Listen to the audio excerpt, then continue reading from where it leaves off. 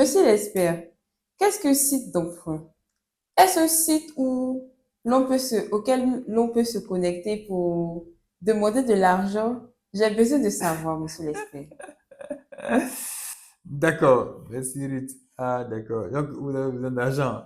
Ok, bon, euh, bon, ça dépend. Ça dépend.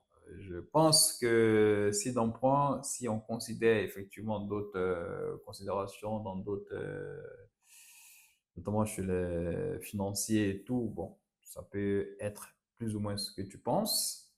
Mais dans le cadre justement euh, des chantiers de BTP, par exemple, quand on parle de site d'emprunt, on parle carrément d'autre chose.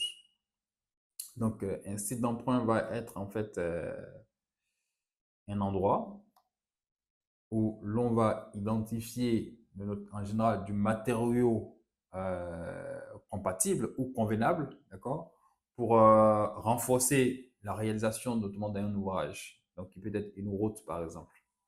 Donc comme son nom l'indique, quand on dit emprunt, c'est-à-dire qu'on va récupérer des matériaux. Les matériaux peuvent être par exemple du sable, donc on a emprunt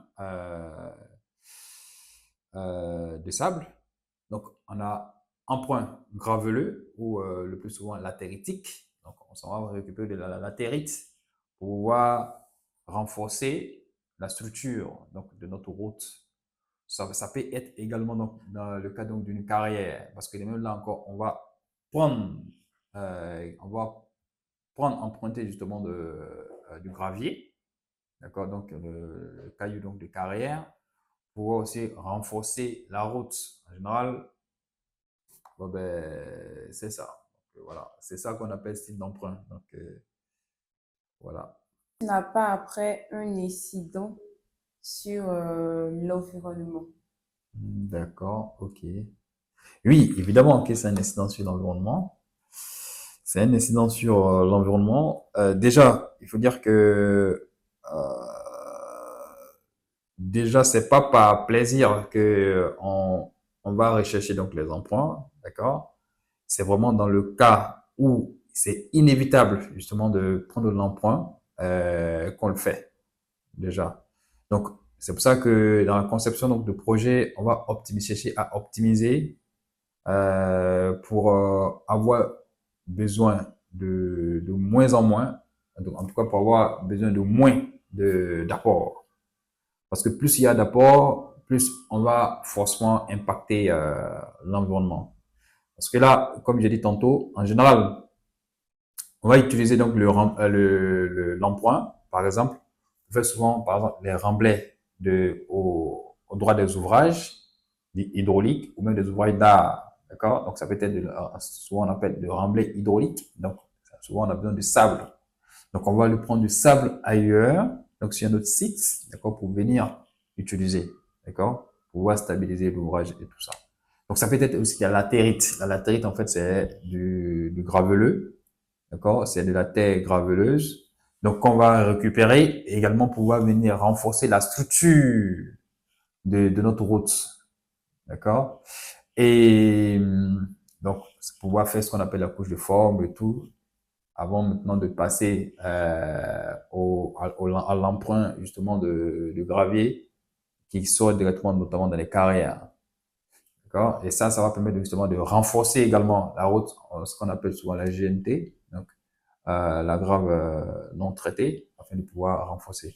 Donc, c'est vraiment dans le cas échéant, lorsque c'est nécessaire de pouvoir, euh, enfin, disons, lorsque c'est nécessaire justement d'exploiter les carrières. Maintenant, pour revenir à la question, est-ce que ça n'a pas d'impact sur l'environnement? Oui, c'est un impact sur l'environnement. Parce que, en général, là où se trouvent les emprunts, ça va souvent nécessiter justement de couper les arbres, si jamais il y en a, d'accord?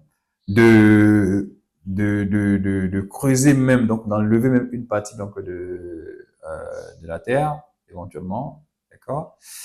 Et donc ça va permettre justement de créer notamment des cavitations et tout, donc au sein donc de l'embrousse, donc voilà. Et donc, c'est aussi le sous-sol, du moins le sol, le sous-sol qu'on est en train de racler, donc on est en train d'impacter, justement. Et surtout, ça va créer également donc des déchets parce que l'exploitation en général de la carrière va entraîner également d'autres types donc d'impact sur l'environnement, d'accord? Aussi bien la pollution que la génération donc des déchets et tout le reste. Sans oublier que si éventuellement il y avait des cultures ou des arbres, on va l'impacter, ok? Donc oui, il y a des impacts, voilà, il y a des impacts sur l'environnement, oui. Wow. Donc, toutes les belles routes qu'on voit là, c'est pas sans conséquence. Non, c'est pas sans conséquence pour l'environnement, en tout cas surtout, parce que là, en général, on arrive à éviter le plus souvent des accidents sur l'homme. Ce n'est pas toujours facile, ce n'est pas toujours évident, on n'y arrive pas toujours, mais l'environnement prend toujours un coup. Voilà, même ne serait-ce que le processus de la bataille des arbres ou de libération d'emprise, l'environnement prend toujours un coup. Voilà. D'accord, monsieur. Alors, quels sont les différents types d'emprunt qui Bon, existent? c'est un peu ce que j'ai cité plus ou moins, d'accord? On peut avoir l'emprunt latéritique ou emprunt graveleux, d'accord? C'est de la terre graveleuse qu'on prend pour renforcer. On va avoir l'emprunt de sable également, c'est du sable qu'on prend pour généralement aussi faire certains remblais. On appelle souvent le remblai hydraulique. Euh, Ensuite, on peut aussi avoir besoin justement de gravier, donc venant des carrières et tout. Donc tout ça ce sont des différents types en fait d'emprunts. Voilà. D'accord, monsieur. Alors, comment s'assurer de garantir l'exploitation d'un emprunt en toute sécurité? Bon, ça c'est une belle question. Comme j'ai dit tantôt, l'exploitation de la carrière, enfin de l'emprunt, ou bien des emprunts ou des carrières, ou des sites, même des sites de dépôt éventuellement, ne sont pas sans conséquences pour l'environnement. Et durant son exploitation également, la santé et la sécurité également des travailleurs peuvent être impliqués. Donc, afin de garantir une telle exploitation, il est essentiel déjà de mettre en place un, un plan de gestion environnementale et sociale, déjà, notamment pour le projet entier, mais plus particulièrement, d'accord, un plan de protection des emprunts et des sites de dépôt. Donc ça, en général, on l'appelle le PPES, d'accord? Donc ce plan va avoir pour objectif justement de s'assurer que l'acquisition même de l'emprunt se fait dans les meilleures conditions. Parce que généralement, quand on parle d'emprunt, en général, on s'en va récupérer du matériau sur un site extérieur. Et ce site, en général, n'est pas souvent de la propriété en fait du maître d'ouvrage, donc du client. Donc quand c'est comme ça, il faut donc, comment faire déjà, il faut donc s'assurer pour éviter des conflits avec les propriétaires donc de ce site-là. Donc il faut s'assurer donc d'un certain nombre de dispositions. Et parmi ces dispositions, c'est qu'il faut déjà établir en interne ce qu'on appelle un plan de protection déjà de site, déjà. Donc, ça, c'est très, donc il faut déjà avoir un plan de gestion environnementale et sociale par rapport à votre activité, du projet en question, et plus particulièrement par rapport à la gestion des emprunts, on va mettre en place un plan aussi de protection de ces emprunts. Mais en quoi ça va, et c'est ce plan-là va décrire justement les conditions d'acquisition de l'emprunt. Donc, en général, vous allez avoir une rencontre avec le propriétaire de terrain et de culture, comme je l'ai dit, parce que tous ces deux, en fait, tout ça, on peut avoir ça en même temps, d'accord? Et le plus souvent, le propriétaire de terre peut être le propriétaire de culture, mais le plus souvent, on peut avoir une personne qui dispose de la terre, mais le propriétaire de culture est une autre personne. Mais dans tous les cas, il est important pour nous, d'accord, de pouvoir rechercher donc ces propriétaires-là, d'accord, et avoir un PV et un protocole d'accord, un protocole d'accord donc sur les conditions donc d'acquisition. Le plus souvent, ça va passer même par payer donc un certain montant, d'accord, pour acquérir durant la phase donc de projet. Ensuite, il y aura peut-être des libations à faire. Donc tout ça, donc ça peut être des conditions. Les conditions peuvent varier. Donc ça peut d'un propriétaire à un autre. Et puis aussi, il y a des cultures. Donc notamment il y a des cultures également qu'il faut compenser.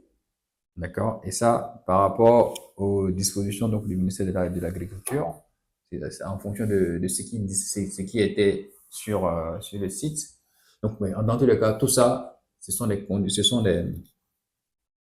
je veux dire, des préalables justement à l'acquisition d'un emprunt. Il faut s'assurer que l'emprunt s'acquiert dans de meilleures conditions. Mais il faut dire aussi que l'emprunt en question, pour qu'on puisse s'assurer que c'est l'emprunt, c'est ce qu'il faut pour le projet, il y a le service, en général, dans des entreprises, on a un service géotechnique, laboratoire géotechnique, en général, qui vont faire des essais. Et quand ils vont faire des essais, alors ils vont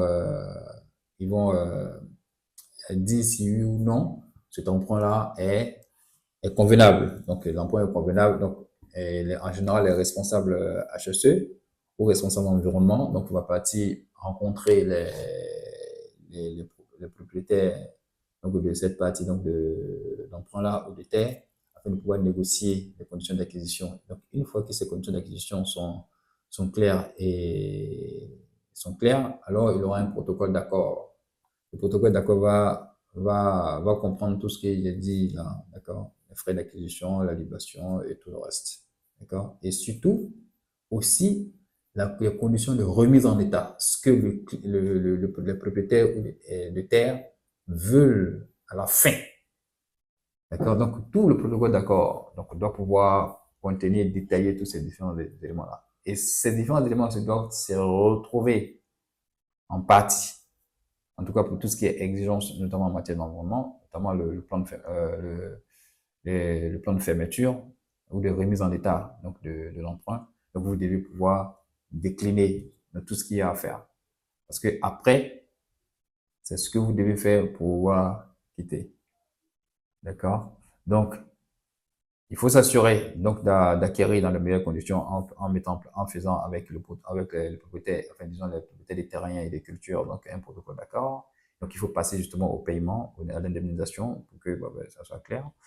Ensuite, veiller, mettre en place aussi une procédure d'exécution ou du moins d'exploitation de façon correcte, donc dans les normes de terrassement et autres. Donc voilà. Et puis aussi, il faut veiller à la surveillance, d'accord, lors de la phase donc, d'exploitation, mais aussi et surtout s'assurer donc de la fermeture, donc de la remise en état. D'accord. La remise en état peut passer par un reboisement, par exemple. Ça peut passer par la construction de quelque chose sur le site. Donc, en tout cas, ça va dépendre de ce que vous allez pouvoir conclure avec. Voilà. Et voilà. Donc, c'est comme ça qu'il faut faire justement pour maîtriser, pour s'assurer que l'exploitation, enfin, on va dire pour atténuer, parce qu'il y a toujours un impact, mais pour atténuer justement l'impact de l'exploitation des carrières sur les carrières et les emprunts aussi sur l'environnement. D'accord. Et aussi pour la santé et sécurité au travers donc de la surveillance du site pour s'assurer que tout se passe bien.